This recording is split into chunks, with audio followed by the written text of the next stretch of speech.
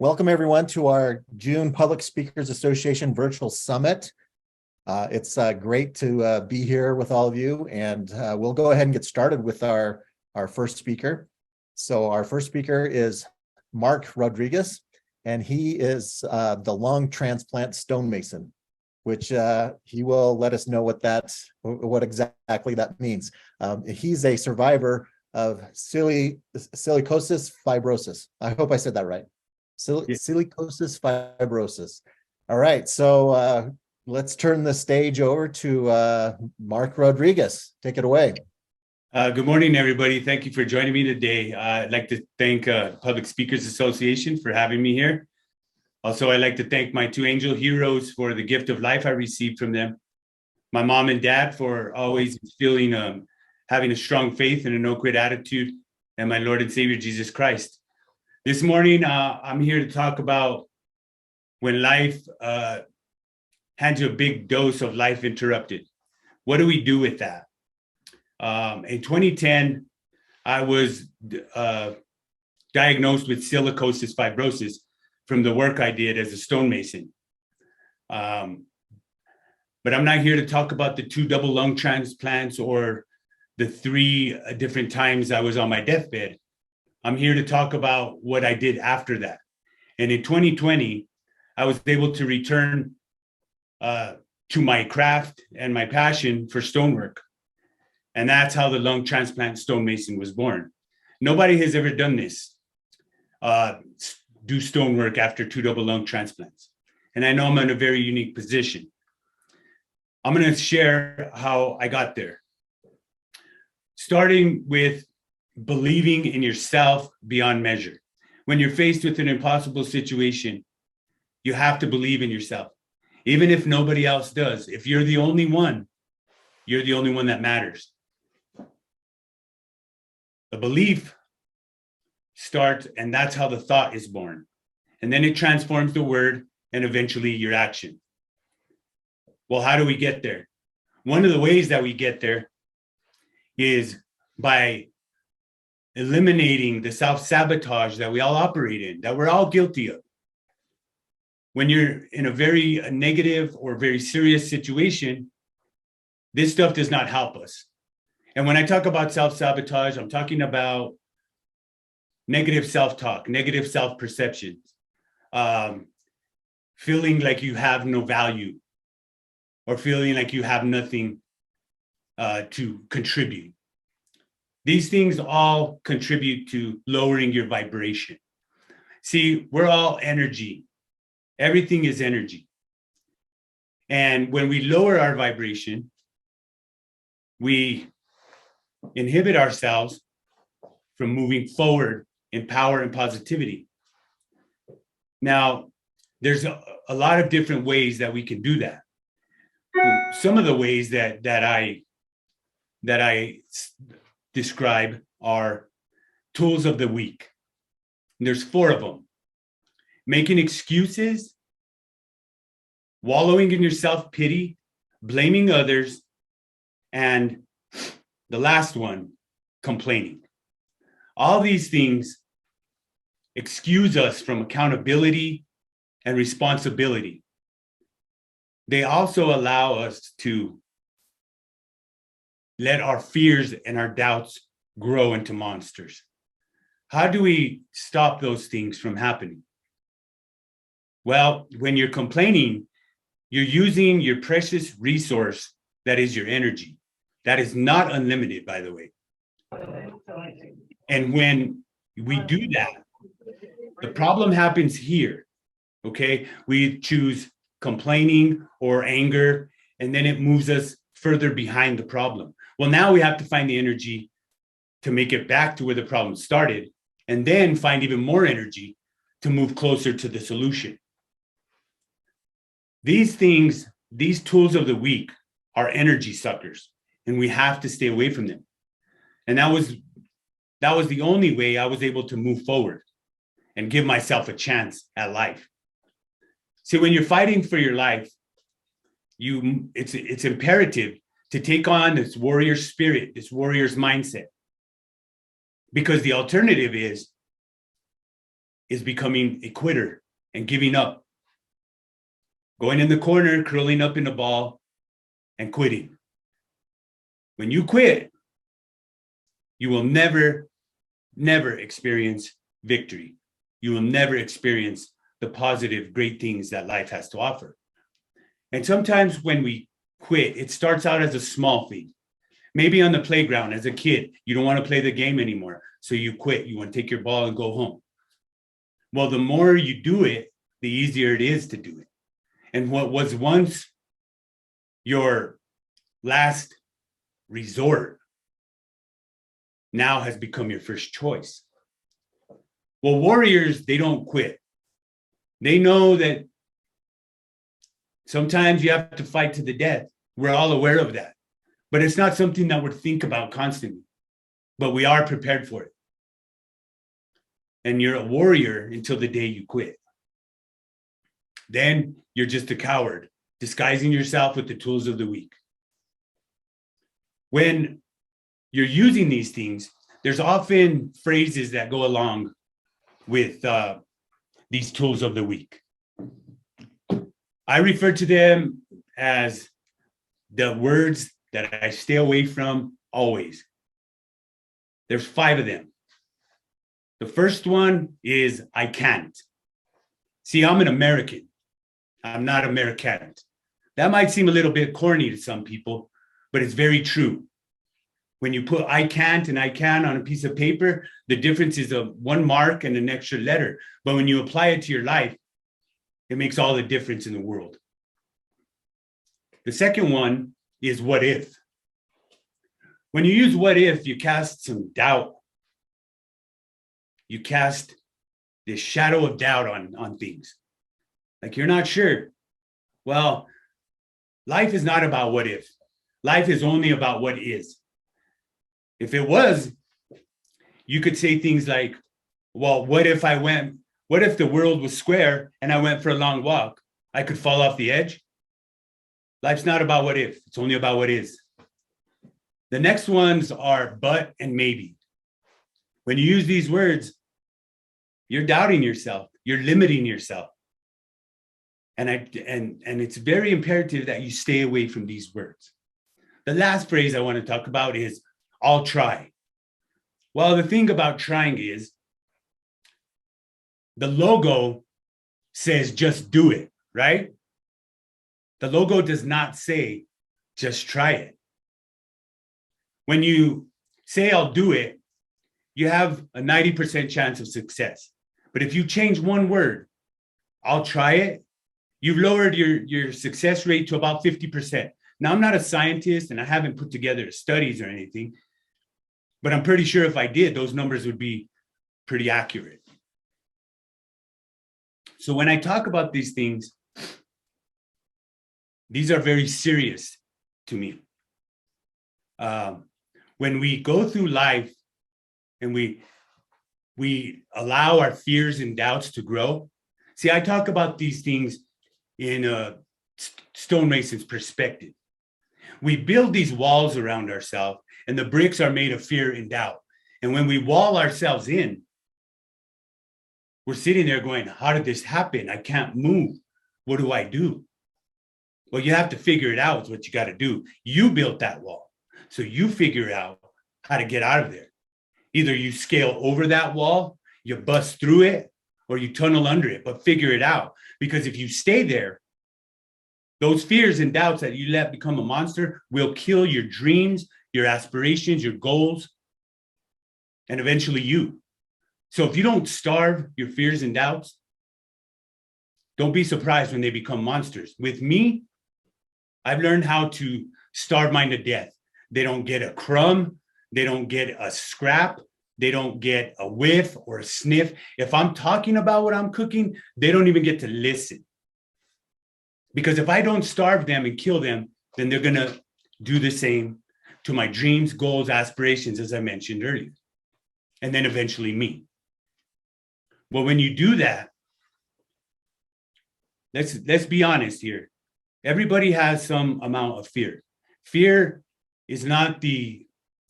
Courage is not the absence of fear. It's simply the mastery of it. And when you face your fears and you stand and fight, that's when you gain strength. But when you turn and run, all you're doing is giving those fears and doubts the strength they need. Let's be honest. There'll be thousands of people that will doubt you in your lifetime. Why would you want to become one of them? Don't ever become one of them. When you do these things, you will give yourself a chance to turn your impossible into I'm possible. When you can't see light at the end of the tunnel, if you continue working in this fashion, you will see light at the end of the tunnel. And it's very important. Another thing that's very important is getting to know your mirror. See, there's three things in life that will never lie to you. That's God, Jesus, and your mirror. You can lie to them, but they will never lie to you back. When you look in your mirror and you're being a piece of garbage, or you're being making excuses about your life, and you're procrastinating, whatever you're doing, your mirror is going to tell you exactly what you're doing. My mirror, I would challenge myself when I was on my deathbed. Every time I got in front of that mirror, I said, what's it going to be today, Mark? Are you going to be a warrior and fight for your life and fight for your daughter and fight for the things that are important to you? Or are you going to be a coward and go in the corner and give up and quit? And that's how I challenge myself. And when you do that, you have a chance at success in this fight. And if you can get the mental strength, the spiritual strength, eventually you will gain the physical strength to complete this. And then, and only then, will you have a chance to turn your pain into power, your heartaches into helpfulness, your traumas into teachings for others. And the last thing I want to talk about is being grateful for your worst days. It serves a couple different purposes. When you're grateful for your worst days, it builds you to who you truly are in your core, in your soul. See, anybody can be grateful for a good day. That's easy. But when you're grateful for your worst days, now that's something more. It also serves to work as a reference point. When you start having a bad day, you can think back and say, well, this isn't even half as bad as my worst day. So I'm going to be all right. And it's good to check yourself that way. And the last one is, it showed me that God has got me through 100% of my worst days. And there's no better record than that. And when you do that, that's when you can begin to move in power and positivity. And it's also important to remember the power of our words. When we use them negatively, that's what will draw to us. When we're given something negative, it's important to take that negativity, put it in your fire, and use it as fuel. And you can turn out something positive. When you do that, that's twice the power. See, if somebody gives you something good and you do something good with it, that's what you're supposed to do. But when you're faced with something negative and you turn it into something positive, then that's twice the power. And when you do that, you start developing this attitude and this lifestyle where you feel like there's nothing that you can't do if you do it the correct way. And the correct way is not beating ourselves up with our own words and our own thoughts. Because the thought becomes the word and then becomes the action. Anytime we're doing something, believing in yourself, believing that you can do it, you've won half the battle, more than half the battle, actually. Because the actual physical act of it, that's the easy part. That's just the body following orders. That's just the body being obedient. And I have been able to move myself into a position where people refer to it as the unheard of. We all have a version of it. But I'm here to tell you that you can tell yours loud and clear as well. but it starts with believing in yourself beyond measure. Even if you're the only one, you're the only one that matters at that point. And if you eliminate all these things that I've talked about that we don't need in our lives, the things that hold us back and hinder us from our greatness, if you can do that and accomplish that, then you will find out how great you can really be and how much you can accomplish. And you'll be able to tell your story of the unheard of, loud and clear. I'm Mark Rodriguez, the lung transplant stonemason. Thank you for joining me. Stay strong and stay blessed. All right. Thanks, Mark. Is there anyone that has any questions or comments or anything that they want to ask Mark about?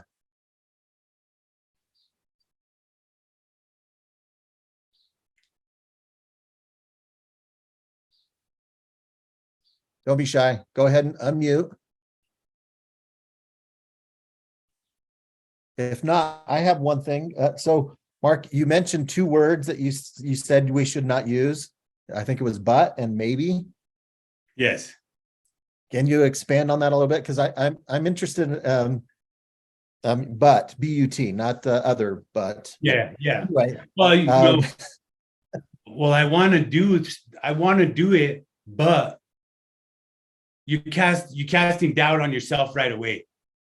And so when you do that, like, how do you move forward beyond that? You already thought it and spoke it. So when you speak something, you're giving it life into the universe, correct? Well, you got to eliminate that word. And then you're eliminating the doubt or the maybe. Maybe I can, maybe I can't. Maybe I will, maybe I won't. You know, those words, they're limiters. They limit you. And they're also energy suckers because you're constantly thinking, can I do this? And you're questioning yourself. And when you fully believe in yourself, the last thing you should do is question whether or not you're capable of it. Any other questions? Yeah, well, I was just going to say the word.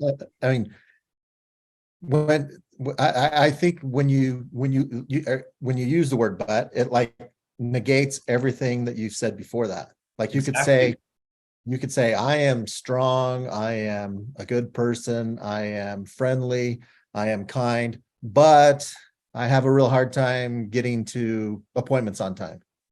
It's just like 2 steps forward or 1 step forward and 2 steps back. Yeah, but when you say that to yourself or when you say it about someone else, all the good things that you said before that are negated by the but. And you only remember the bad part at the end. Yeah, because it's important how you finish off a statement. And if you're starting it out with a positive, and then it all of a sudden turns to the negative, that's what your subconscious remembers.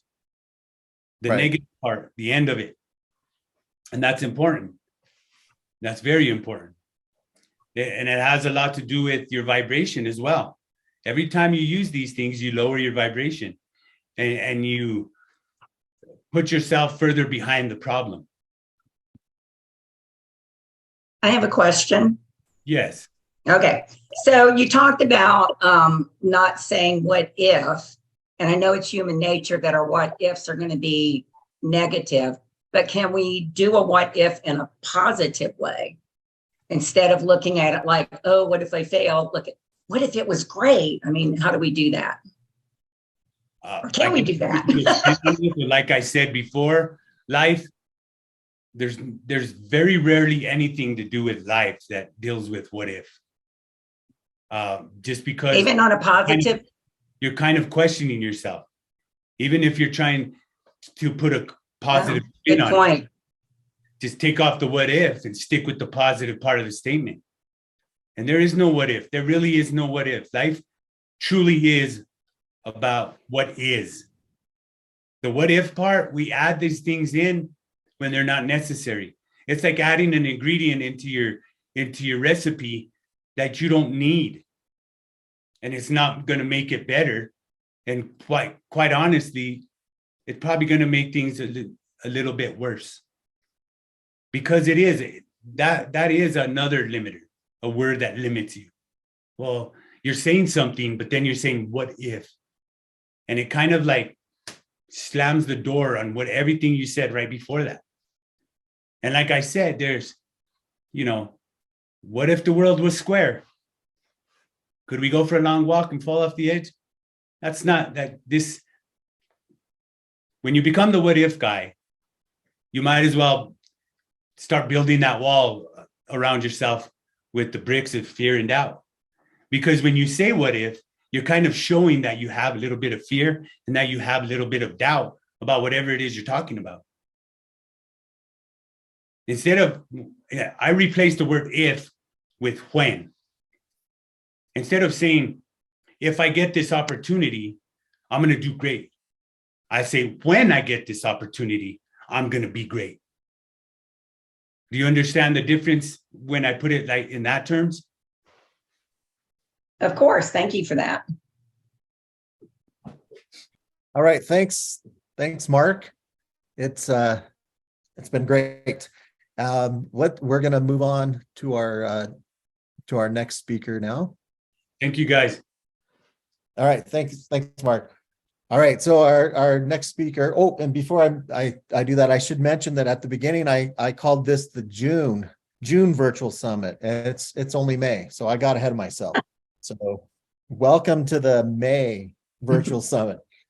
All right. So our next speaker is Sharon Hess, and she is an intuitive money healer, an integration advisor, and #1 best-selling Amazon author.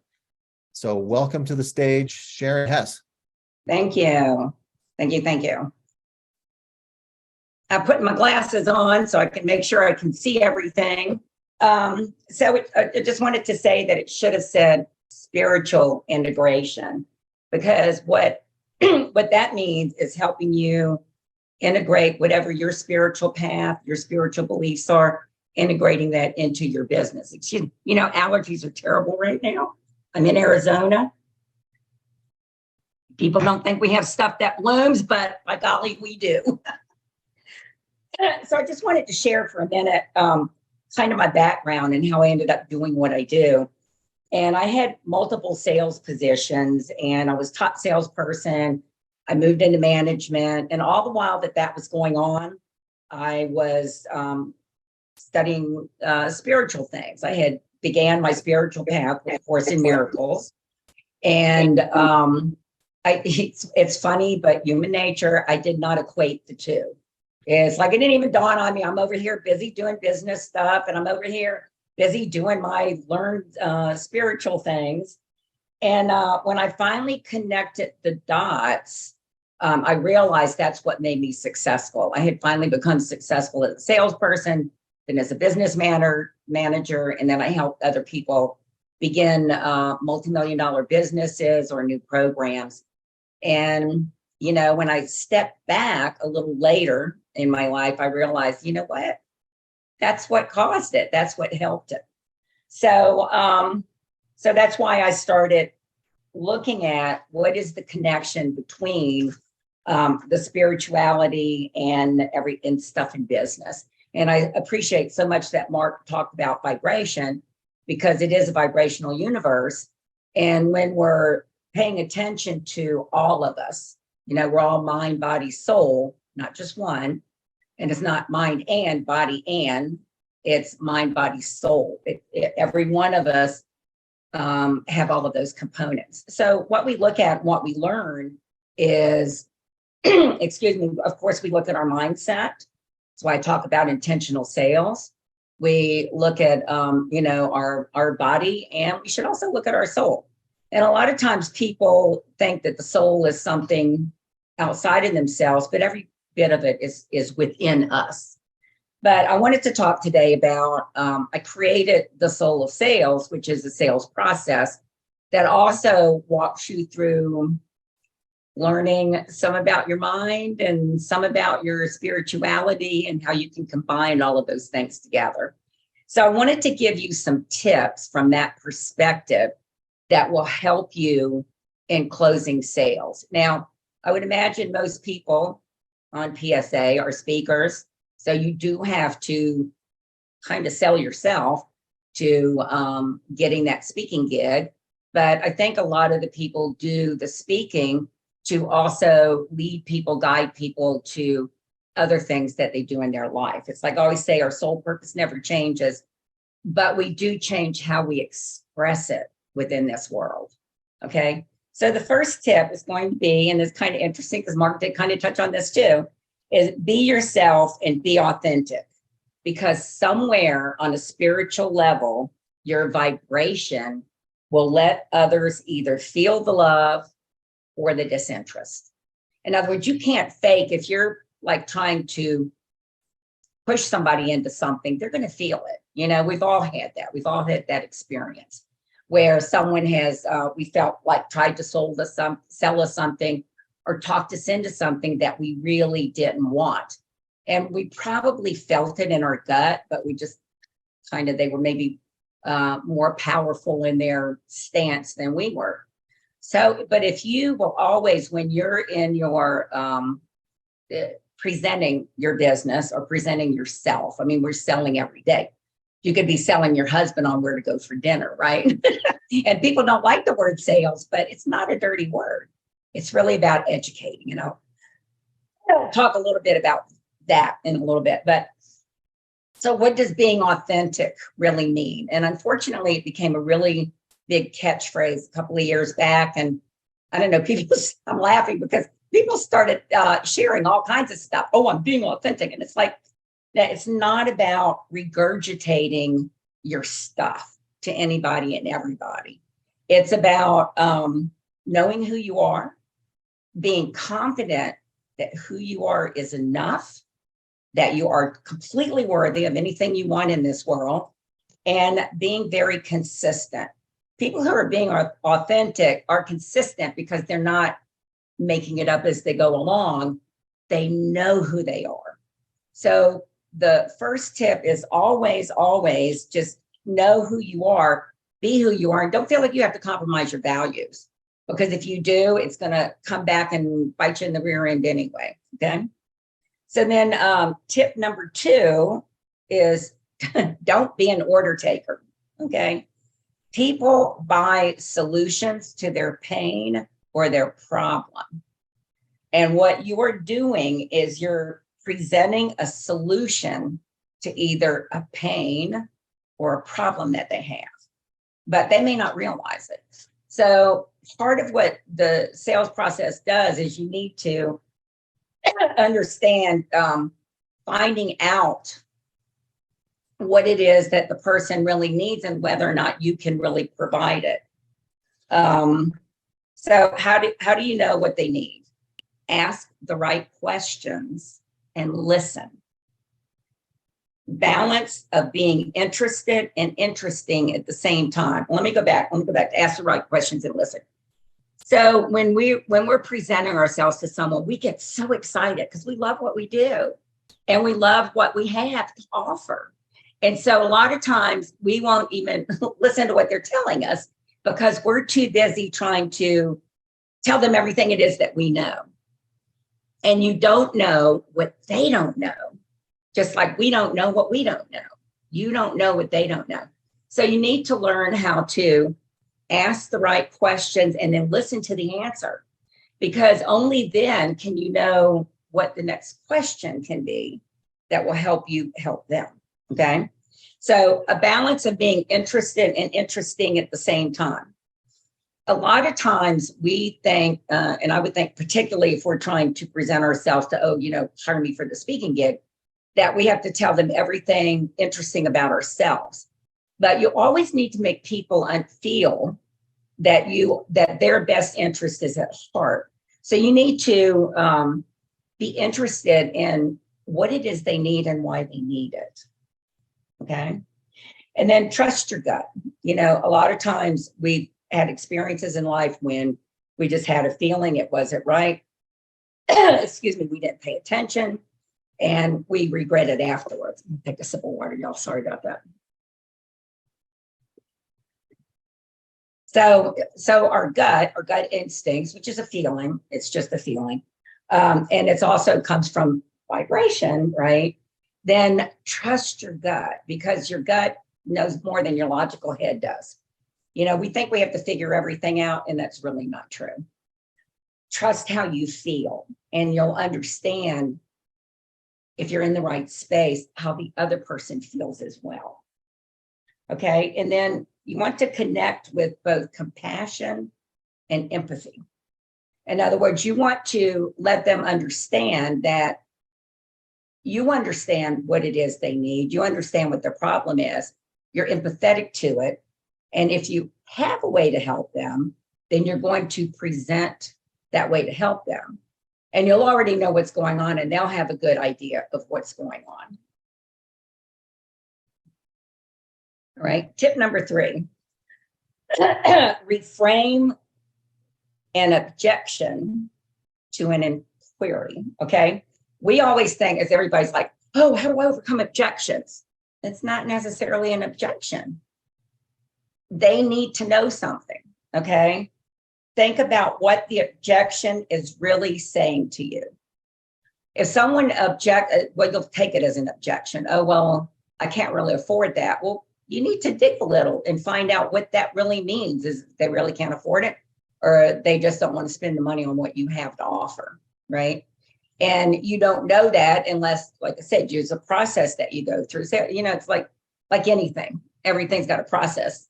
You know, you wash your face, you have to get a rag, soap, water, you have to do it in a certain order. And that's pretty much with everything in business. And I think all of us who are in business understand that. So again, excuse me, remember that they don't know everything that you know, okay? But they may not need to. And what I mean by that, it's like, I remember when my son was little, he would ask a question, and sometimes I would go into this big, long explanation, and then you'd look at me kind of confused, and then he would say what he really wanted to hear. And it's better to ask and quantify or qualify what it is that person is really wanting to know, rather than you assuming that you know what it is they're asking you, because that's rarely the case. You know, every one of us, we're coming from our perspective, we're coming from our life experiences, we're coming from what's important to us, what's important to me isn't important to you, you know, yada, yada, yada. So it's really important to remember they don't know everything that you know. And that made me stop and think. A lot of times we'll use terms and phrases that are only within our arena. So just be kind of careful about that. It's like if I was to start talking about Reiki or crystal healing or whatever, the person may not understand that. So I could actually talk about vibration, energy. There are tools and tips that Mother Earth gives us, you know, that kind of stuff. And also, in looking at reframing that objection to an inquiry, is you want to know that people want to make good decisions. And so they may be asking or coming up with an objection that it's really them wanting to know, I'm making a good decision when I do this. And it's interesting because I read a really good article, and it was about how once we make a decision, we look to justify that it was a good decision. Okay, so they're just wanting you to kind of pat them on the back in a way and say, it is a good decision. Okay. So that was tip number 3, reframe an objection as an inquiry. I got to look at my time. Okay, I'm doing all right because I tend to talk a lot. So always remember, you don't know. You don't know whether you can help or not until you uncover the answer to that. And only then can you ask them, you know, you're like, assume the sale, ask for the sale. Well, you have to earn the right to do that. So earn the right to ask. Okay. So a quick recap: be you, always be you, understand what the real need is, and confirm the need or the pain, and then educate them on it. Okay. And then that's pretty much what I have. Is it okay? I have something that people can get for free. Is it okay to offer that? Sure. Go ahead and Okay. let us know what it is. Okay, so I have a free guide and it's sales tips. If you go to moreclients.info, more M-O-R-E clients, CLIENTS.info. It's a little guide and it takes you through some other things that will help you really look at sales from a different perspective. You know, it really breaks my heart that people think sales, it's a horrible word, and it's really not. It's just understanding what it truly is. It has nothing to do with manipulating people. Selling is not selling out.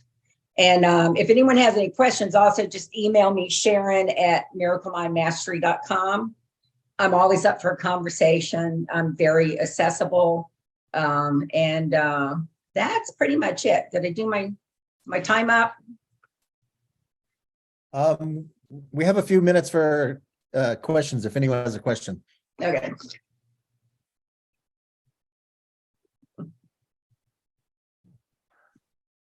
Hi, Sharon. I just was listening to you talk about vibration. If you could elaborate just a little bit more on that, I would appreciate that. Well, so this is a vibrational universe, which I can't go into explaining quantum physics. I don't really understand it. And, you know, funny thing is I don't have to, but everything is made up of energy. And it's like, depending on how the energy is put together, like this sheet of paper is made up of energy, and science can prove that. But when I talk more about vibration, I'm generally talking about your vibration, okay? And early on, remember I said we're mind, body, soul. Our vibration is not made up of just our mind or just our body or just our soul. It's every single bit of it. But one of the other things I do is I do Akashic record readings, and I go and look at soul histories, and I look for a soul story. And all the Akashic records is Book of Life. It's a field of consciousness, which has a soul's history. And so it's in a vibrational space. And so everything that we experience, everything that we do, when we're putting ourselves forth to other people, when we're presenting things to other people, they're feeling a vibration from us. They're getting a feeling from us. Are we really caring about them, or are we really only interested in what it is we have to share with them? You know, it's like, it's the joke is always, you know, here I am, buy my shit, love me. You know, and that's not, you know, that's not how it works. But a lot of times we come from that space because we don't understand that that's where we're coming from. And so I kind of went off on a different path. I hope I answered that question about vibration. Is really, let me think of the simplest explanation is feelings. And feelings are made up of different. Well, the sun is electric and the earth is magnetic, and we're in between. So we're very much electromagnetic beings. And so our vibration is very important. And even in our words, every time we deliver them, it emits some type of energy that affects those around us and ourselves. Right. It's the old saying, from my mouth to God's ears, right? It's like when we speak what it is that we want, when we put the vibration of, it's not just our thought, when we put the vibration of our words into it, it makes it more powerful.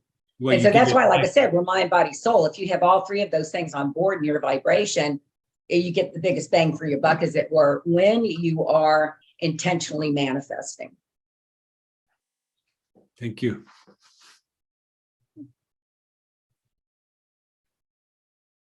Anybody else?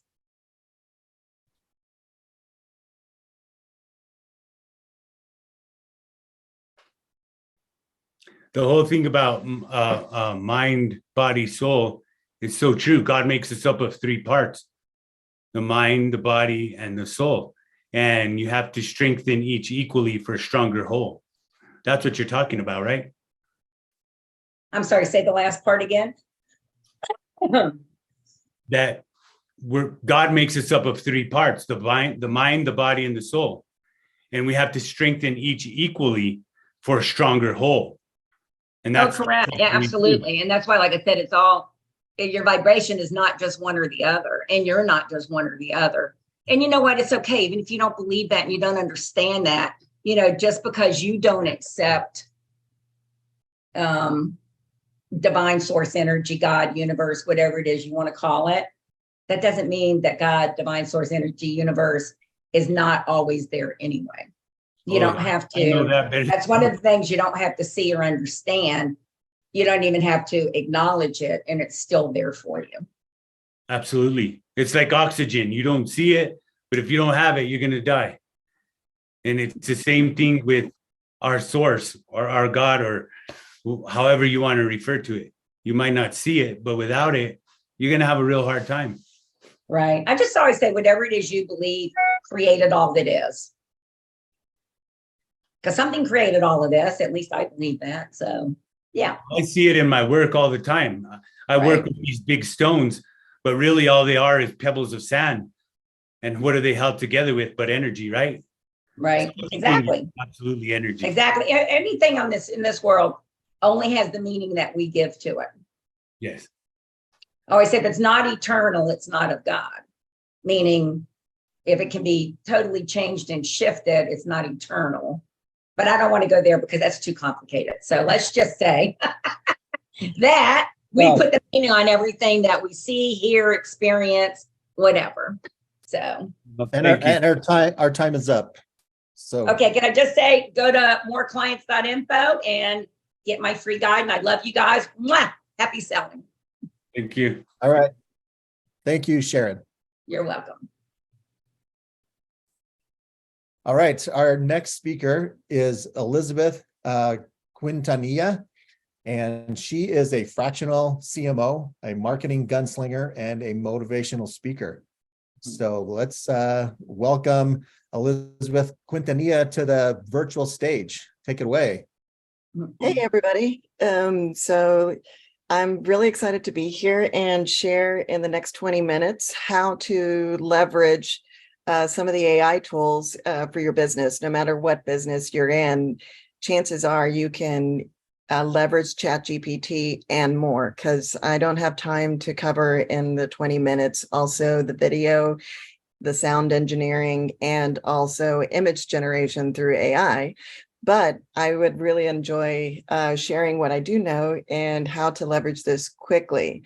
So I think I've been made a co-host. So what I'm going to do is share my whole screen and we'll go through my presentation. And let's see, is the slideshow visible where you guys can see the slides? Yep, I can see them. Okay. So we're going to go through this rather quickly, and just so everybody can keep in touch with me, Elizabeth@marketinggunslingers.com. Everybody who is attending this or views a recording can feel free to email me for a free 30-minute session just to work with you on some of the prompts. So chances are your kids already know about it and been using it in school. So However, there were some essays that I'm very happy with. There was a really great essay from Clyde on the 1840s labor unions. And also, if you weren't aware, they did a 5-minute clip on South Park using ChatGPT to write the whole script for 5 minutes of an episode. And it's actually rather funny, but you'll realize they're not getting rid of humans yet because there's rather a lag on storytelling. So don't worry about ChatGPT taking over your jobs. Just think of it as the equivalent of getting rid of the 1950s typing pool so we can all evolve and do something more. Because Amazon would not exist if we still used vacuum tubes in computers. And rather than that, in fact, if you guys are using WhatsApp, there are plugins right now to help you become and get a better date and maintain your relationships, because we all know women want communication and men like to go thumbs up, thumbs down, yes, no. Now, men, you can actually use ChatGPT for your date life or not lose a sale by showing some emotional sensitivity by actually saying, yes, I also really love puppies, if the lady shares a puppy gif. It is actually, this is one, I am not getting any affiliate income. It's worth actually getting the plus feature. You're actually going from ChatGPT 3.5 to ChatGPT 4.0. One of the biggest things in the upgrade is scary, and there's still a lot of ethics out there that are being evaluated, but that's for another presentation, because I am keeping in touch with everything going on in Washington Hill right now, curious to see what they're going to do about ethics and AI. But 4.0 is connected to the web. And if you weren't aware, business marketing, we all know the customer journey, and chances are they're really looking for the bathroom and not your product. And we are getting way too many marketing messages and impressions. Just think about all those YouTube ads that are going in. I mean, seriously, how much house cleaning ads do I need?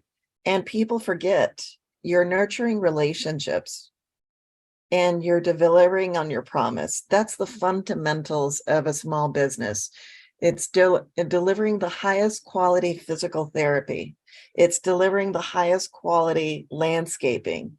AI will never replace your physical therapist if you got into a car accident. You will still have it. However, AI might be able to be used for the out of office, I'm on vacation message. So we want to make sure we're getting measurable results. Not knowing the audience, we all have objections in sales. Write a list, carry a notebook with a pen, find out what is the common question people are always asking, and then use ChatGPT to write your blog content. Don't put it directly on the web. Make sure you edit it first, because it's very wordy. And it also, you need to go and put it through Grammarly AI to fix your grammar, and then make sure that it actually sounds like a human being wrote the article. So put some funny stories. But what about headlines and subject lines? We're always having to deliver, especially as an outsourced fractional CMO, marketing results faster, better,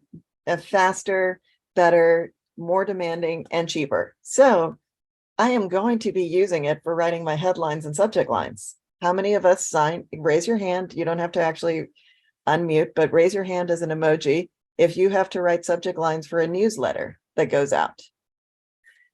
Use it to create a real good newsletter headline. Millionaire mastery, elevate, innovate, and achieve. Prosperity pioneers, paving a path to success. Maybe this is a little bit more clickbait than some of these things. And sometimes, how many of us have to work on our business and in our business? If you are, like me, you're working on our business after 8 p.m. when I'm not at my total best to write all the content and copy, but I can have it write the first generation of copy for my website.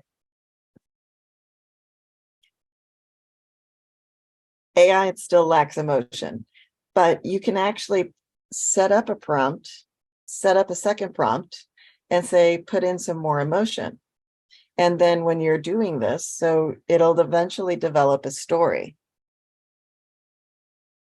How do you feel about this? Tell me more. Is that your only concern? Realtors are using this today. So it's not planning on taking over the world. It's definitely writing sermons, but everybody will say when you're writing it for a sermon, it lacks personal examples. So think of it as a tool to get you the first cut of anything, but then remember to personalize by sharing your stories. We're humans. We think a lot, but remember, we're not thinking machines, we're feeling machines. And we relate to personal stories. Like I was relating to the boulder and the pebble example in the last talk. This is really important to remember. And if I was going to say, take a screenshot of something, take a screenshot of this, because you're going to want to have it write some of your Instagram posts, give you some options for direct messages. And it can write landing page content and blog posts. So we all hopefully are on LinkedIn. We all like to keep in touch with our network. We would like to say something other than just congrats and show up on their network with a little happy face and a like.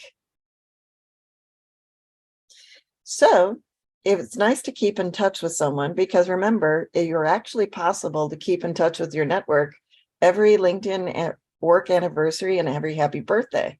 But when they change jobs, you can stand out of the crowd and use ChatGPT to write in a business tone, write me a congratulations to LinkedIn contact Eric on his new job. And this is literally I'm getting feedback. Someone needs to mute. So I'm going to stop here for a sec so you guys can take a picture of this. And I'm trying to open up the chat and see the chats. So Brian, can you read the chat questions? Is there any questions at this point? They're asking if there is a fee for Plus. Yes, it's $20 a month, but it's the best $20 I've spent as a marketer who's delivering on the contacts. And there are other AI tools that are supposedly better, but for instance, copy.ai, a lot of Jasper.ai. Jasper actually charged me $100 a month. I canceled Jasper and went to ChatGPT now that they're on 4.0 and found that I'm having just as good or better results, because no matter what AI content is generated, you have to edit it, because Google does know if it's AI generated content and will still slap you on the Google results.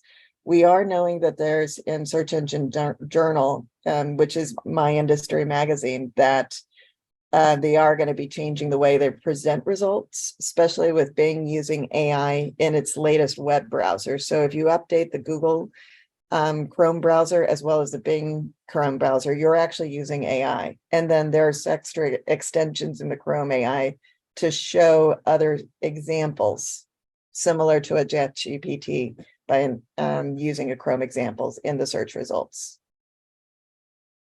So yeah, the long-winded answer is yes, it's worth it, $20. But I'm actually saving now more than $80 a month between all the AI tools that I used to use before 4.0. Any other questions? Nope. Okay. I don't know why oh, there it is. Okay. I have a question. Sure. Full disclosure, a lot of the technological advances kind of bypassed me while I was on my rock pile with my hammer and chisel. It's all good. What It's would hard you to keep. recommend that I do to try and advance my education in this area? 'Cause Yeah. a lot of it sounds like foreign language to me. No worries. And there's a couple of industry AI newsletters that I keep in touch with. Some of them, depending on how deep you want to get in, are better than others. But in general, I would just say, take a look at the news results and then see. And then I also have an affiliate, but I do, you can meet me for 30 minutes and I can share my affiliate link later to a AI school where you can get the prompts. Also, if you don't have time or we can't meet, I would recommend going on to copy.ai's newsletter. If I was going to buy another tool, that is a good one, but I really recommend their newsletters, and they send you a daily example of a prompt, and I'm actually saving all of their daily examples into a spreadsheet. Okay, that's good advice. Thank you. Oh, you're welcome. But the copy AI will only help you with the written. It won't help you with the music generation, image generation, and the video. So, okay, going back in, Google search results. We all know them. I don't know if there's any mechanics in the house, but we all have Google local search, and then you have the little snippet that shows down below. So basically, it gives me an example of a snippet for a full service auto repair to update that. And you can use that also to update your Google business listing, because guess what? People are still searching for mechanics near me. You want to show up. If I was going to spend money on ads on a mechanic, I would actually spend the money on Yelp and spend the money on the Google business listing. So that way they show up in both places for mechanics near me. So literally, it's all about the prompts. So you'll see the rise. It used to be called growth hacker, was the trending word that I used to be called. Now it's called prompt engineer. It's really learning, because it's a tool. It's a hammer. It's a basically an saw. It's something like that. So don't think of this as a big scary thing. Just utilize it as a technology tool to help you do your business. Since basically, remember, we're gone from the typing pools and vacuum tubes. We're now leveraging things. So this is just a new tool, and it's learning how. And actually, the touchy-feely types, I am one, and I'm also analytical. We come up with better prompts because it's still connecting to a human. So finding a way why covering your pipes in the winter matter to a human. And this is what we're talking about. So here's one, and using ChatGPT to come up with 10 different titles and relate to kinds of questions that people generally ask. I'd actually turn ChatGPT into my bestie. So sometimes instead of calling that guy that I always want and being needy, I just type into ChatGPT and say, it's like, hey, da da da da. It's actually helped me in dating, believe it or not. Less needy. So literally, those of us who go to freelancer.com, I saw this where somebody was willing to pay somebody anywhere in the world $20 to update their LinkedIn profile. Spend the $20 on ChatGPT, and it created this content as your initial draft. And if you're an admin assistant or top mechanic or different other jobs that you have a description for everything. For instance, sales manager, blah, blah, blah, blah, blah, blah, blah. Let ChatGPT run your profile so you have a more descriptive, robust profile. So when people type in your name to verify, are you who you say you are, you show up, because in this case, it's your LinkedIn profile. You don't have to spend $20 on a freelancer from Bangladesh to write your LinkedIn profile. Here's what I was saying about copy.ai. And literally, it said this: create content for 7 days focused on meditation that will engage moms who are in late term pregnancy. I'm just coming up. And then it gives you more. And this is what I said, it's learning how to prompt. Create social media that is appropriate for the chosen topic and art. And it varied, and include calls to action that encourage the likes, shares, and comments. This is not just write 10 tweets. It's about learning the AI to write, what is it that I really want? And don't worry about getting it into the first prompt. It can be a series of prompts, like a conversation that you were working with a copywriter. It can go back and forth. Just keep in mind, everyone can do this. So no matter what comes up as initial draft, always take it down, always make it personalized for you. So this was insurance. And I said relevant emojis and hashtags as an example prompt. And it gave me dates. And it gave me also prompts for an image, so I can later take this into another AI tool outside of ChatGPT, like Midjourney, Night Cafe, Dolly, to generate a draft of a picture. And now, as of this week, those of us who pay $25 a month to Canva, they actually have an AI image generation prompt area, so you can use this text message and never leave Canva. So for those of you who don't want to learn all of this and are just looking for some generic, the Canva image generation tool for $25 a month, if you're using the professional Canva, will do this. Okay, I'm trying to see if it'll open up the cat. Okay.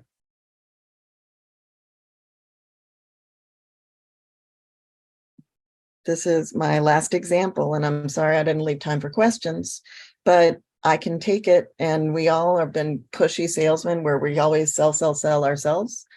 So why not use ChatGPT to create something more personalized before sending an automated message on LinkedIn? So I do marketing automation, I do website optimization, I do a lot of different things in marketing, but this is literally an example of a real person on LinkedIn in the energy high sector space. Actually, Amir graduated from Harvard Business School, and Easy Metering is a current client that develops meters that you would have outside of your home. So, and the utility and sell to utilities. And so literally it went to the website and it created this draft copy. And then I would take this and modify it for a LinkedIn message so I can upload it to a marketing automation tool that sends LinkedIn messages. We have run out of time for ChatGPT. I encourage all of you to reach out to me at Elizabeth at Marketing Gunslingers. And I do sell packages for $500 where I can spend time with you, because this is going to be a critical skill. And I feel like I'm actually teaching skills, but this is how you reach me. And please take a picture of this. Brian, I went really fast. I hope this was what you were looking for. No, this was great. Thank you, Elizabeth. Okay. So reach out to me, and I'm looking forward to connecting and helping you guys grow your business using the automation tools and AI. All right. Thanks, Elizabeth. We are going to move on to our next speaker. However, I'm making a change because we had someone that didn't show up. So we're gonna move up Christopher Salem in, sorry, I got it. The sharing screen thing kind of messed up my screen. So now I can't see everything that I'm supposed to see. All right, so Christopher Salem is a CEO, business growth strategist, professional keynote speaker, award-winning author, business trainer, and radio show host, and media personality. So I'm going to turn the time to Christopher Salem. Take it away. Thank you so much, Brian. It's a pleasure to be here with everybody. Hope everyone is getting great value. Such great content being shared here. Today, what I'm going to share with you is some insights to my 20 years experience working as a business acceleration strategist and a professional keynote speaker, speaking at industry leading B2B events, B2C events, entrepreneurial events around the world. I'm going to talk about why it's so important to have a market dominating position, not only as a speaker, but also in your business if you're going to take it to the next level. So whatever that may mean to you, whether if you're just looking to grow a little bit, you're looking to take it to the whole new level, whatever that means to you, having a firm market dominating position is critical. So think about a house. If you have this beautiful home that you live in or desire to buy a new home, what does that home sit on? What does that home sit on? What is it standing on? It's a foundation, right? So with that foundation, if that foundation has cracks or holes or it's not solid, what is going to happen to that house? Well, what's going to happen to that house, in fact, is it's going to have problems. It's going to kind of just get by. It's going to, and think of it like in a business or even in your speaking career.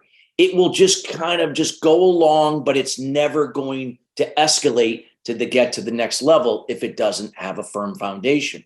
So that means that we have to cultivate that foundation. It's not that we set it once and it's on autopilot for the rest of our career. It's something that we have to set and then nurture and cultivate over time.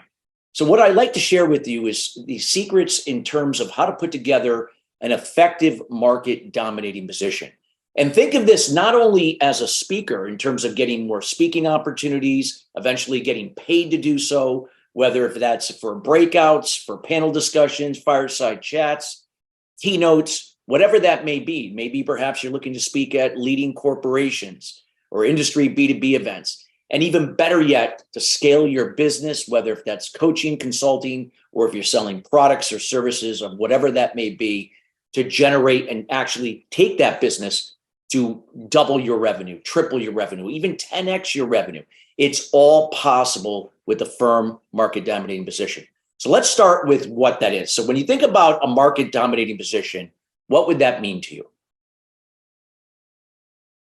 What would that mean? And I know I don't have much time to kind of ask questions, but we'll just see if somebody would like to address. What does a market dominating position mean to you? Leader in sales, somebody says. Okay, great.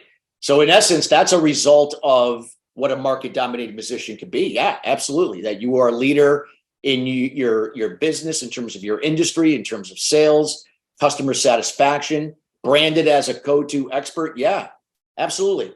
It's reflected in so many different ways in terms of your customer service rating, your rating as a speaker. When on a scale of 1 to 5, you're coming back with 4.8 and up, close to 5. That's a great rating. That can reflect in your revenue, that you've doubled, tripled, or 10x your revenue. But even better yet, you've increased your net profit margin, doubled it, which is the most important thing when it comes to either you're looking to get money or seeking investor capital in order to take your business to the next level, or whether if you're going to exit your business to get the highest business valuation. So these are things that are going to be so important. So a market dominating position has to start with, again, knowing truly who is your audience, what industries are they in, and what is the problem and challenge that they have. Now, everyone's going to have their own unique challenge or problem or obstacle, but overall, what is that challenge? Now, many times as people, we assume we think what it is. And this is where things can get a little bit dicey. We put a lot of time and money into marketing, and we kind of like throw mud at a wall to see what sticks. I see this all the time when I get hired to work with businesses or speakers and so on. It's because they just assume what they think what is the challenge rather than truly knowing. So what is that challenge? So the thing it has to start with is the challenge or problem. And in what is that called in the market dominating position lingo? That's going to be what we call interrupt. How are we interrupting them in terms of what the challenge is? So think about it when you're speaking. You can open up with a question that will get them to think, what is that challenge or problem I'm having? Think of it like a headline. If it were if you had it on your website, or it was a one-page squeeze page in this case, where you have the headline that states the problem that your prospect has but doesn't desire. You can use this when you're speaking. What is what is the challenge that you're having? So let me give you an example of that. Let's say, for instance, you have a psychologist, and perhaps he's speaking, or he or she is speaking on stage. He might start, let's say he's an expert in the area of adolescence and handling children, trauma in children. Now, what if he were to open up and say, hey, as parents, are you sick and tired of your child yelling, screaming, and having a belligerent attitude, and that's keeping you up at night? Now, that's a bold statement. Sometimes that may not be appropriate to say, but nonetheless, that's going to wake up somebody's attention. Yes, I wish I can find a solution for my child to really be able to have him or she be calmer. So we can interrupt with something that's going to capture their pain point, what that is. Next, you have to engage them with results that they desire but don't have. So what are those results? What I'm going to share with you today is a few secrets that how you can instantly control your child to restore peace and quiet in your home so you can sleep better at night. Now you've gotten people's attention. You've done that with the power of two questions. Two questions in this case. So by doing that when you're speaking, you command attention. You get people engaged in this process. Now imagine if you're marketing. This marketing could be through Facebook ads. It could be through LinkedIn, using Sales Navigator with copyright when you're reaching out to people. This could be when you are networking at networking events, on a podcast. It doesn't matter what channel it is. If your if you're stating challenges and problems and then also results that they seek they don't have, and changing that up across what those are, you will realize that throughout the buyer's journey, because there's a buyer's journey, not everyone's ready to buy. That's going to tap into them on an emotional level. I know as a professional speaker, I do this all the time during breakouts, not usually keynotes, but more breakouts. And this has led to me generating hundreds of thousands of dollars in consulting and coaching revenue over time through this process. So we started with the pain point challenge being the interrupt, and then engaging them with the results they seek that they don't have as the engage. Now we have to educate them. So you're sharing, you're not telling people what to do, you're sharing with them, hey, from my experience, I learned the hard way. And these are the things that I did. You could present a case study, for instance, depending on what industry that you serve in as a speaker. And you're educating them, giving them some information now to draw them in so they can relate and understand where you are. But even more importantly, what is important to them? It's what's compelling to them that's most important, because now you got them engaged. Now, again, imagine this showing up not only when you speak, but on podcasts, through your social media posts, through your networking. That consistency over time is going to lead to the results that they seek. They're more likely now to inquire to have a one-on-one with you in order to find out more on how you can help them. Because what you're doing here is you're building rapport. And rapport can take some time depending upon the person, the industry, the type of business. But these are the things people never like to be told what to do. They don't like to be sold. But people like when you share and connect with them on shared values, something that's compelling to them, that resonates with them emotionally to do something that is important to get fixed, to get the results they seek. These are the things that you can be doing. And then finally, number 4 is presenting an offer. Not an offer where you're trying to sell them, but an offer for them to take action. What are you going to do today? What is one thing that you can do today that can allow you now to help your child, your emotionally challenged child that is yelling and screaming, that you can help them to neutralize their behavior so that you can have a more peaceful household? What is that one step you're going to take? Now, that could be up to the person, but more than likely, they're going to be looking for something more from you. Now, I've done this now for 20 years, and I can tell you it generates more business than you can ever dream of. Speaking is the number one source that has allowed me to scale my business to new heights. And I've owned several different businesses over my 20-year career. But now that I'm coaching and consulting, this strategy continues to work in this day. It doesn't matter if we have inflation, or if we're going through a recession. Nonetheless, these are things that can work in just about any situation if it's consistent over time. Speaking allows you this opportunity to do this because you're speaking one-to-many, virtually, in person, whatever that case may be. You're empowering people to take action, to be part of the experience, to do something that can best help them in their situation. And by doing this and being consistent, you're not leaving someone on the table that could be someone that could hire you. Many times we are conditioned to go after someone that they're ready to buy right then and then. That doesn't always happen. But if you are consistent with channels that you can leverage this compelling content, start especially through speaking and then using other channels to support it, it can be a gold mine for you. It's just a matter of having a strategy in place. But unfortunately, I've seen so many people just wing it and just kind of throw mud at a wall, or they get caught up in some, quick get rich quick scheme type of thing to kind of make it work. This is a process. It takes time, but it takes time to make sure that your foundation is built in a solid way. Don't underestimate the power of that foundation. In order for something to have legs to stand on, it has to have a firm foundation. What are you doing to develop your foundation? And then what are you now going to change that's going to allow you to build upon that foundation? Now, I would just like to ask anybody here, on a scale of 1 to 10, how important is it to you, now being a member of the Public Speakers Association, as a speaker that you could see speaking as a viable way to grow and scale your business, whatever that may be? On a scale of 1 to 10, what would you feel that is to you? 10 being the highest, 1 being the lowest. Somebody says 10. Yes, awesome. I see a lot of 10s. Great.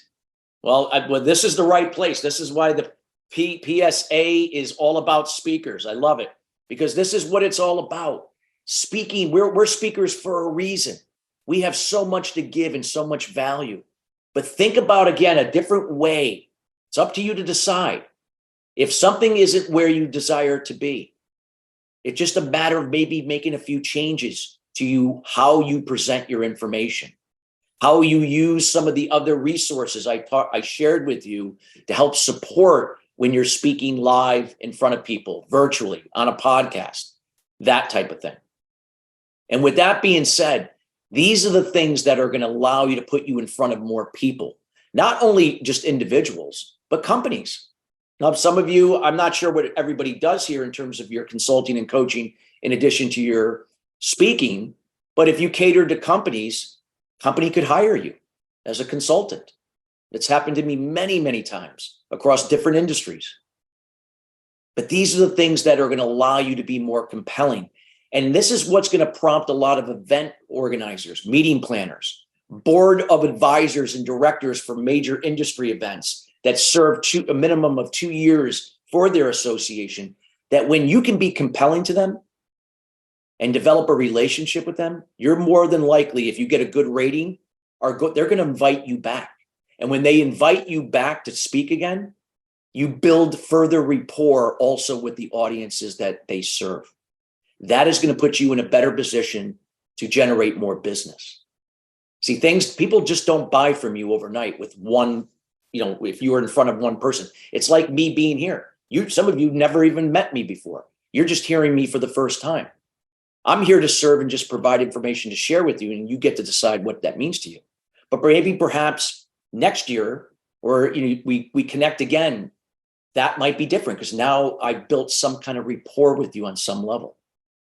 But that's what it's about. When you can really connect with people and provide that value, leveraging speaking as a conduit to do that, utilizing that market dominating position of the interrupt, the engage, the education, and then the offer to take action.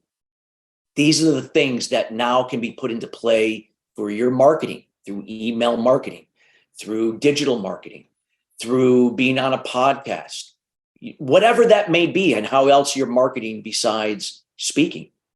Now imagine those all working in tandem together again. It's incredible what it can do. It can lead to more keynotes, more breakout sessions, speaking across many different industries. And these are the things that when you build that credibility are going to open up new doors and new opportunities. I know because it's happened to me over time. Does it happen overnight? No. Does it take hard work? Yes.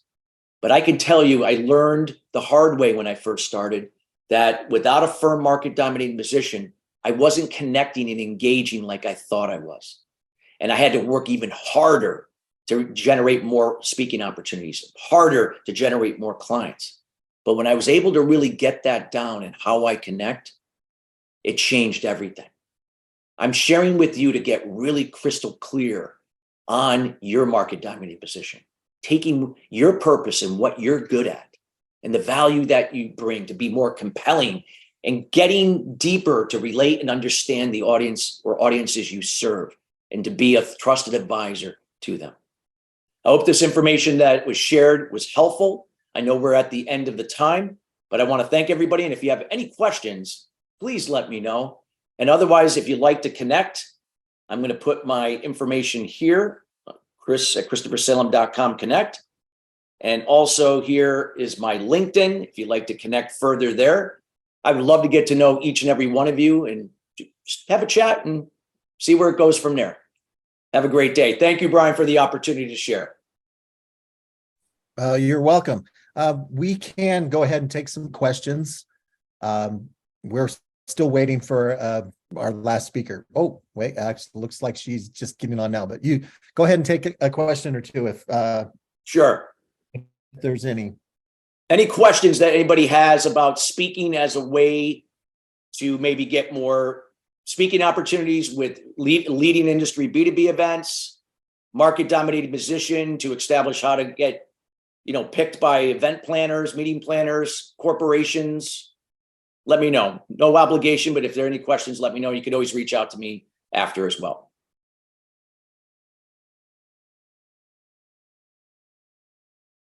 Well, thanks, Mark. I don't think there's any questions, but thank you for the opportunity to serve. I actually got to head out here shortly because I have to go speak for the National Speaker Association event later here. So I got to go do that.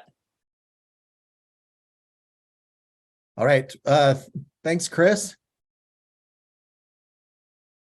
And if it's okay, we're going to move on to our last speaker a little bit early, if that's okay with her.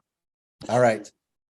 So our last speaker will be Tracy Root, and she is the founder of the Gathering community. All right, so the time is now yours, Tracy. And if you need to share your screen, I made you a co-host. Nope, no need to share my screen. And thank you for your persistence, because obviously we are starting early and I didn't realize that was going to happen. So I'm glad that it's worked out okay. And I'm super excited to be here and see a couple of familiar faces on the screen as well. So hello, everyone. I am Tracy Root. I am a speaker, and I'm also a coach for women who want to be bold in their business. And I'm the founder of the Gather community. And that's what I want to talk about a little bit today, because community and collaboration is something that every entrepreneur needs. Whether they know it or not, it's something that we all need. And the reason why we need that is because it's actually a basic human need. We as entrepreneurs, I don't know about you, but I tended in the early days to be very what I would call lone wolf, right? I was doing my thing. I was imagining in my own head what I wanted to create, to accomplish, how I wanted to share that with the world. And I didn't really understand how getting support would actually help me. I thought it felt like a lot of work to help to get someone else to help me build my business, to help me do the things that I was perfectly fine at doing. So why did I need to hire someone else to do that? Why did I need to have people around me to support me when I was perfectly capable all by myself? So that was a big learning that I'm going to continue to build on here. The idea of people working on their own, and we're all creatives. We want to create this little thing that was in our imagination and now it's out in the world. And that's great. But I want to tell you something that's the honest truth. We can't do it all. We may know how to do all of the different things that are in our business. We may know how to do marketing. We may know how to do sales. We may know how to create a website, or to do advertising, or to speak, or to teach. We may know all of these things. But if we were to try to do all of them at scale, to actually grow a company into something that can serve in the way that you imagine it in your head, it's what we call burnout almost all of the time. And, I speak to a lot of women entrepreneurs, and I say often, especially for women, because we're also still in the place of managing households, families, children, things like that. I myself have 2 teenagers. And when I started coaching, I started doing that because I wanted to be able to spend more time with them. Within a few years, I realized that I was resenting them for taking me away from doing my work and building my business, which was the exact opposite of the original goal of creating the business in the first place. The goal was to be able to manage my own schedule and spend more time with them. And I found myself struggling with the balance between living your life, which included, for me as a solo parent at the time, spending time raising my children, versus trying to create this business that honestly, I was just kind of flying by the seat of my pants anyway. When I finally realized the importance of having community around me, everything started to change. When I got clear on my own personal motivation, why was I even doing this? So that I can spend that time with those kids. It was a lot easier to say, you know, I remember why I started. And every day I'm going to continue to remember that so that I can keep moving forward and do the things that actually matter in my life, which was taking care of my kids and being present in their lives. So I want to just touch on a couple of different key points related to building community, because whether we're recognizing it around us or consciously creating it in our business, it's a lot of the same ideas that are behind it. The first thing that's really important is to recognize that the people who are in your community, whether you're curating it from a business standpoint or you're already connected to them, whether they're family, friends, associates, coworkers, is that we're often attracted to those people because we have similar values to them. And I'm not talking about like political values or things like that. I'm talking about deeper than that. Things like generosity and honesty and integrity. You know, when we're creating community around us, we want to celebrate those commonalities and highlight them between when we bring our people together. So in the Gather community, we have 8 key, actually we have 12 now, key core values that we highlight throughout the year. Things like, as I said, generosity, honesty, integrity. Also, we highlight things like connection and trust. And as you're recognizing the people in your life who may be connected to you through work or through family or through, you know, other avenues, recognize what values you hold high that they also share. Because then you're going to have that commonality and you're going to believe and you're going to be able to build on that with your community to have it strengthen and to grow. So people often ask me, like, what is the benefit of creating this community around me? And I say, you have people who have your same core values around you on a regular basis, and that can only continue to uplift what you hold to be important in your life. So that's one thing. The other thing, or the second thing that is a great reason to intentionally create the community around you in your business is, you know, people often ask me, well, where do I find these people? And because when we're talking about a business community, for the Gather community, I'm talking about women entrepreneurs. They may or may not be people who are potential clients for me. They may be potential clients for people in my network.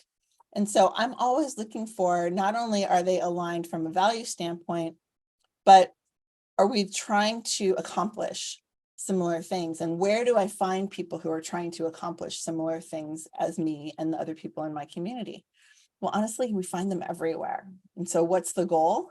To make connections, to go places where you get to meet new people, to go, whether it's online and we get to meet people networking throughout, you know, especially in the last few years through Zoom, so much online networking, but also in the world, you can find people that are appropriate for your community at the grocery store or at a restaurant or at a party.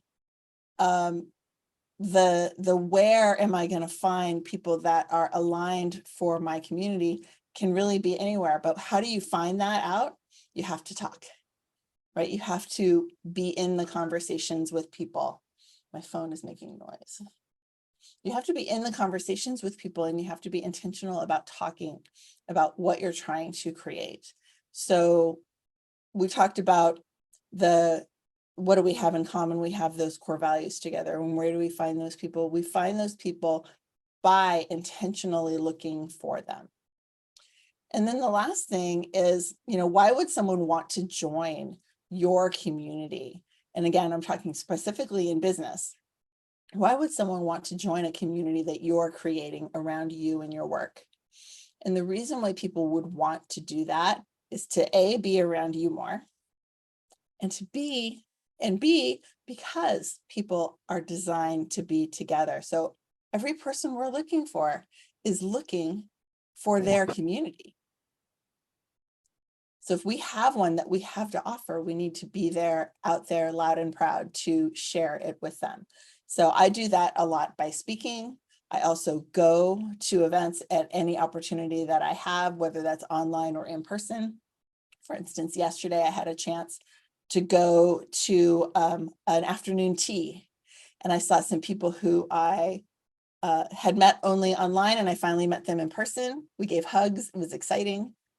And I also met some brand new people, but because we have all of these kind of overlapping, we were like a Venn diagram, right? We're all individual circles, but we all overlapped being in the same place at the same time. And so those people are all potential community members. And if they're not for me to serve, maybe they're for someone in my community to serve. So the connections that we make are so valuable, not only in business, but in our life and in how we move forward day to day and forward in our lives going into the future.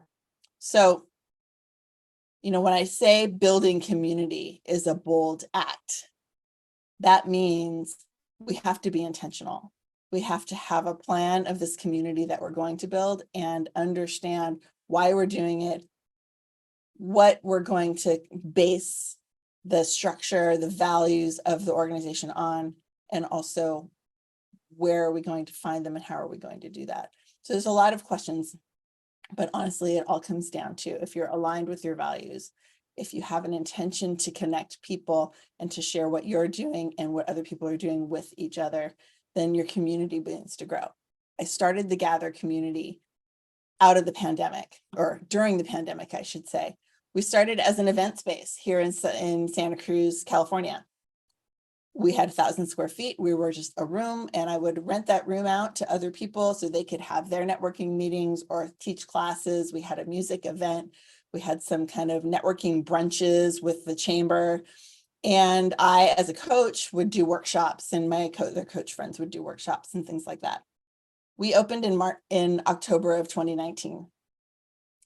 And so you can probably imagine that my in-person event space in March of 2020 had to close its doors. And the immediate thought was, okay, I could use a break. I'm exhausted. This in-person stuff is hard. But within a couple of weeks, when we realized we weren't going back in person anytime soon, I thought to myself, well, why did I even open that place? Did I do it only to have meetings? Or did I do it because I wanted to build community? And as soon as that light switch flipped, we were able to say, okay, instead of having a room, we're going to take this to anyone who can come onto Zoom. And we grew from one little room in Santa Cruz to the Bay Area, to California, across the country, into Canada. We've had people from all across the world at our events. And when the focus is to connect people, community grows. We went from 0 to here we are 3 years later and growing strong. So I want to encourage you, if you think that having a community around you as a structure of your business will help your business to thrive, I will tell you that it will. You just get to decide what that's going to look like. Where are you going to find the people? Who are you going to invite? And how you're going to serve them. And I assure you that the benefits far outweigh what you can imagine today if you're just getting started with it. And the vision of what it can become is way bigger than what you imagine. And I have big dreams for the next 5 years in the Gather community. And I'm really excited to be moving forward with them because I know the value of connecting people. And I'm really excited that we'll be able to be on that journey together. So I hope that you'll connect with me and come and hang out with us, see if what we're doing is of service to you, and we will continue to build community moving forward. I appreciate the opportunity, Brian, to share what happened with my community. And I hope that if anyone has any questions or wants to talk about their community, I'm certainly here to offer some perspective of a person outside of your current business if you have any questions.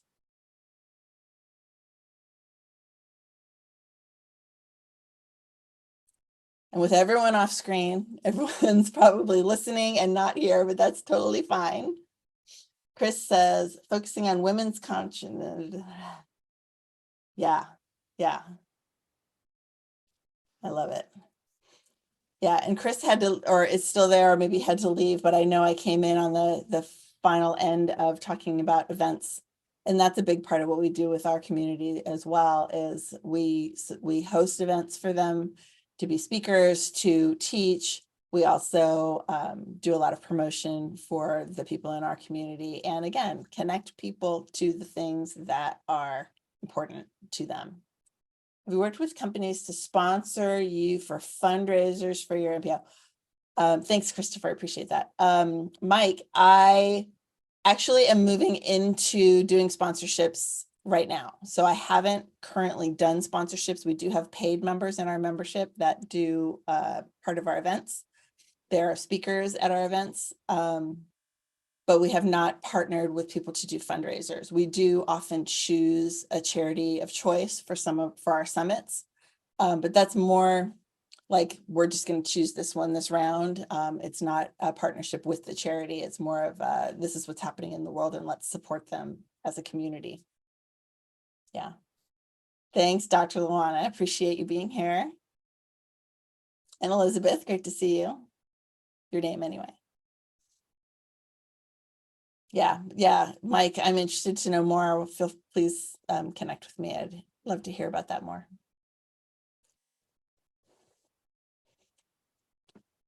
And thanks, Mark. Well, I think that's my time. Actually, I didn't look at the calendar at all, but I think, or the clock, but I think we're pretty close. If there's not any other questions, everyone's saying thank you. And I think that means I'm done. All right. Yes. If there are no other questions, thank you, Tracy. I just have one quick one. Okay. How can we connect with you? Yes. Oh, well, thank you for asking. So I am Tracy Root on Facebook. You can find me Tracy Root _coaching on Instagram. You can also just find me at tracyroot.com, and all my links and socials and everything will be there at the bottom of my website. Okay. So I mostly spend time. I'm also Tracy Root on LinkedIn. You can usually find the pink hair in most of my pictures, although that comes and goes, as I'm sure you know. It doesn't last forever because it ain't natural. But yeah, I would love to connect with anyone who's interested, especially LinkedIn. I'm growing a lot right now, and but I spend most of my time on Facebook. So hope to see you. Yeah, thank you, Alba, and thanks, Mike, and thanks, Mark, and Brian. All right. So thank you, Tracy, and all of our speakers, Mark, Sharon, Elizabeth, and Christopher. And we will go ahead and close. But before we do, want to mention that our next virtual summit will be Thursday, June 8th. So check your emails or watch for the emails coming out, letting you know about the next virtual summit for the Public Speakers Association. Thanks and have a great day. Bye-bye.